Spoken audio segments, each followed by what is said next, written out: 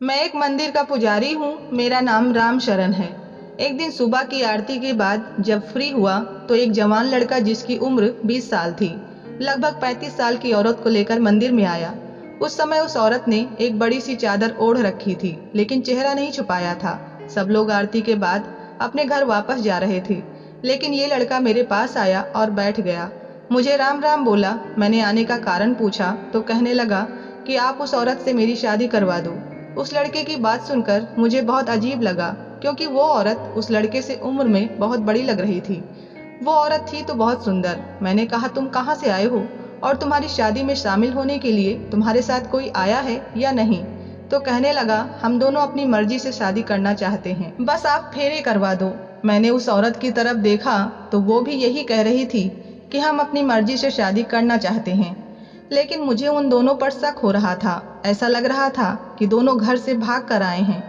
मैंने सोचा, अगर मैंने इनकी शादी करवा दी और कल को कोई पुलिस केस हुआ तो बेकार में ही पकड़ा जाऊंगा, इसीलिए मैंने फेरे करवाने से मना कर दिया।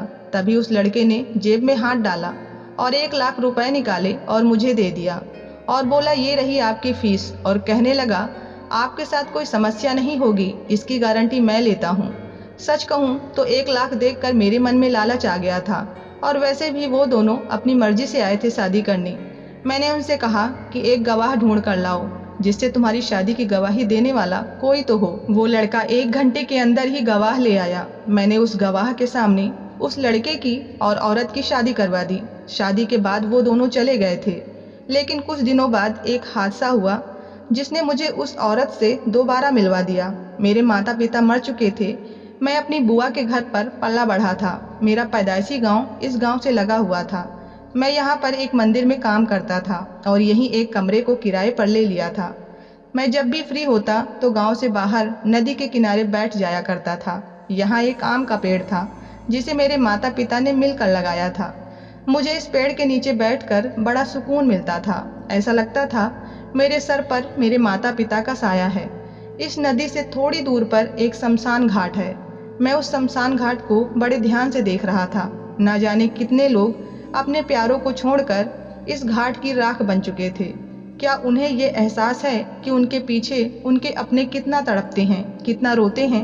वह तो दूसरी दुनिया में जा चुके हैं। मैं लगातार शमशान की तरफ देख रहा था। तभी मेरी नज़र एक जलती हुई चिता पर पड़ी, जिसका अभी राख बन चुका था। उसे देखकर मुझे बहुत बुरा लग रहा था। मैं अपना कदम बढ़ाते हुए उस चिता की तरफ बढ़ गया। मैं भगवान से प्रार्थना करने लगा कि ये इंसान जो अपनों को छोड़कर आया है, वो इंसान इसके बिना जीने की आदत डाल ले। मैं ये प्रार्थना कर ही रहा था कि मेरे कानों में किसी के रोने की आवाज़ आने लगी। वो एकदम सिसक सिसक कर रो रहा था। मैं चौंक गया और जब मैंने पीछे मुड़कर देखा तो मेरी जान ही निकल गई, क्योंकि सामने एक औरत बड़ी सी चादर ओढ़े दीवार से टेक लगाए रो रही थी। उसका शरीर कांप रहा था। मैं उसके पास चला गया। उसे देखकर मेरे दिमाग में पिछली बातें किसी फिल्म की तरह सामने चलने लगी। यही हुलिया जैसे कुछ दिन पहले वो औरत मंदिर में आई थी शादी करने के लिए। उसको देख मैं समझ गया कि लगता है जिस लड़के से इसकी शादी हुई थी वो मर चुका है और ये विधवा हो गई है, इसीलिए वो यहाँ बैठकर उसकी याद में रो रही है। उसने मुझे देखा और कहने लगी, ऐसे क्या देख रहे हो? मुझे बर्बाद करके तुम्हें चैन पड़ गया? मैंने कहा कि उस दिन मंदिर में तुमने खुद कहा था कि मैं अपनी मर्जी से शादी कर रही हूँ, फिर मैंने तुम्हें कैसे बर्बाद किया?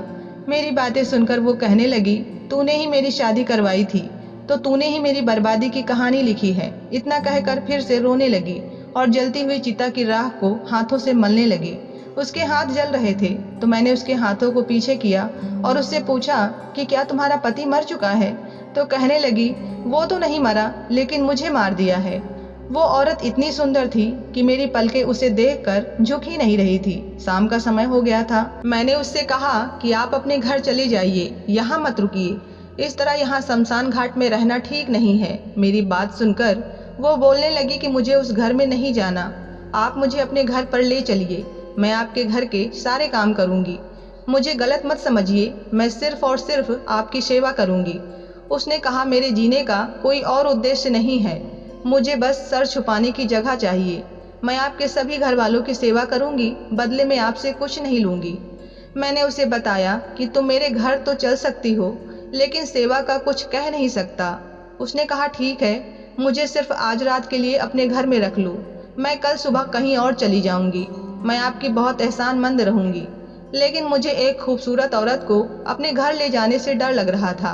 उसने ऐसे बात की कि मैं उसे अपने घर ले जाने के लिए मना ही नहीं कर पाया। मैंने उससे कहा कि जितना हो सकेगा मैं उतना आपकी मदद करूंगा। उसने कहा, आप सिर्फ इतना करना कि ये बात किसी और को पता नहीं चलनी चाहिए। उसने अपने आप को चादर से ढक लिया। मैं वैसे तो नदी किनारे पैदल ही आया करता था, लेकिन उस औरत की वजह से एक रिक्शा करना पड़ा। मेरे दिल में हजारों सवाल उठ रहे थे। कैसे मैं इस औरत की बर्बादी का कारण हूँ, जबकि इसने अपनी मर्जी से शादी की और पता नहीं किसकी चिता पर बैठी रो रही थी।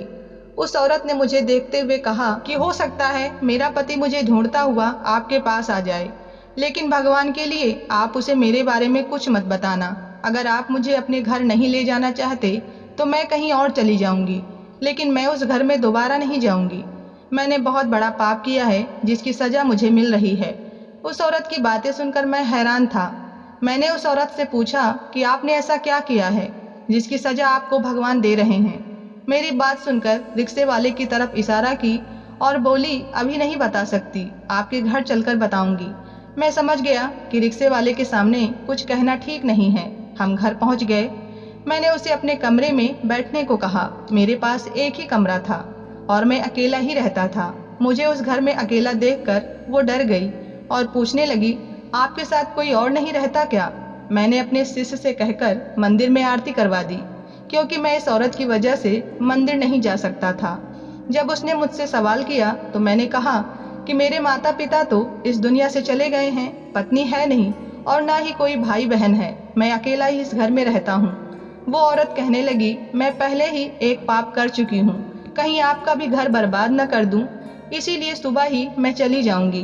बस आज रात को आप मुझे यहाँ रहने दें। फिर कहने लगी, मैं आपके लिए खाना बना दूं? मैंने उससे कहा कि अगर आप ये सब काम कर सकती हैं तो मोहल्ले के घर में काम पर लगवा दूं। वो खुश हो गई और कहने लगी, जी बिल्कुल, मैं कोई भी काम कर लूंगी। उसने कहा, आप कहें तो मैं आपके साथ मंदिर में साफ सफाई भी कर दिया करूंगी, जिससे भगवान मेरे पापों को कुछ कम कर दे। वो बार बार यही बोले जा रही थी। मुझे उसकी कहानी दिलचस्प लग रही थी।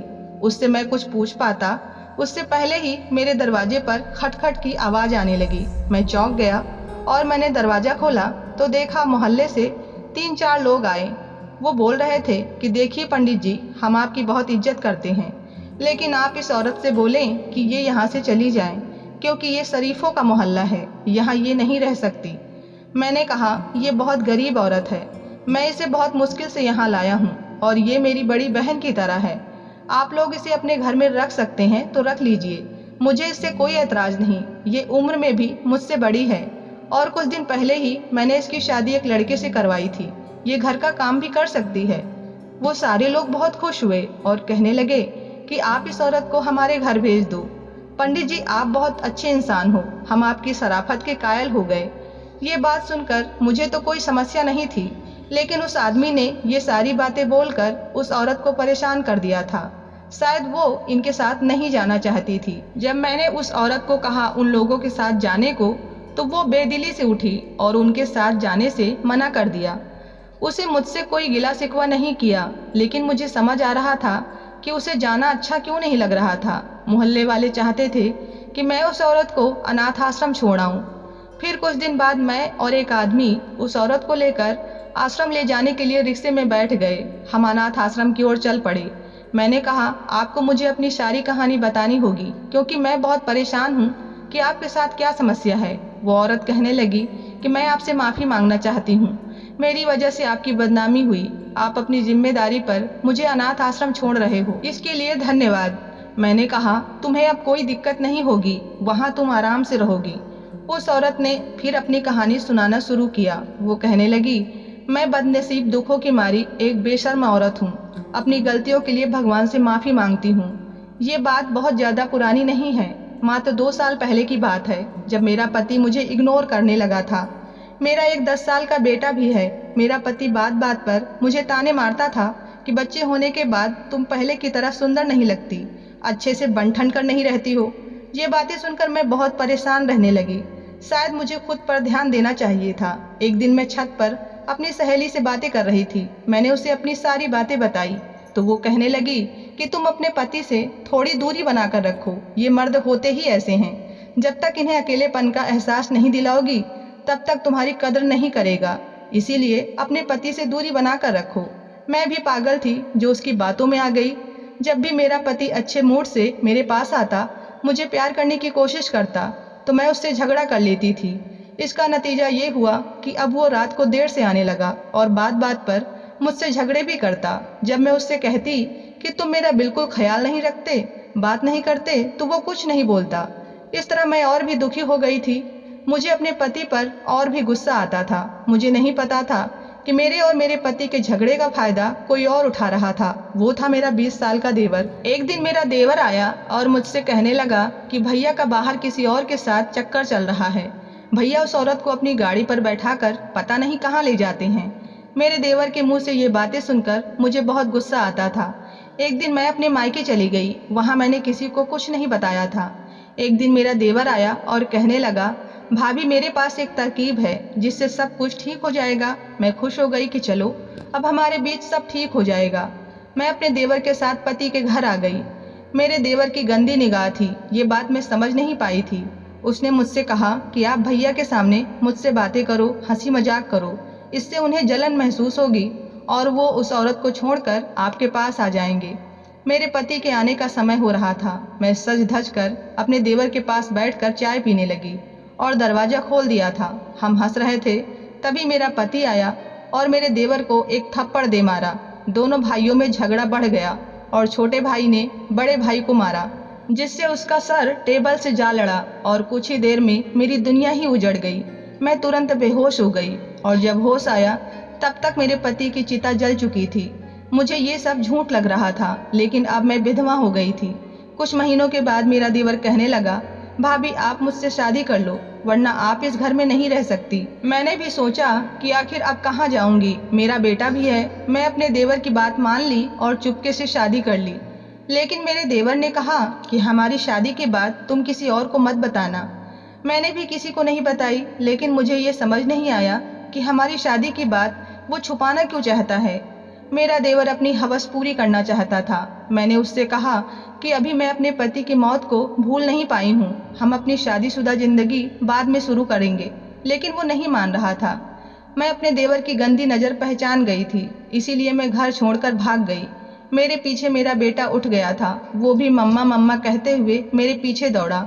मेरे साथ अभी और भी बुरा होना लिखा था। मेरा बेटा रोड पर दौड़ ही रहा था, तभी तेज रफ्तार से आते हुए ट्रक ने उसे उड़ा दिया और मेरा बच्चा मुझसे छिन गया।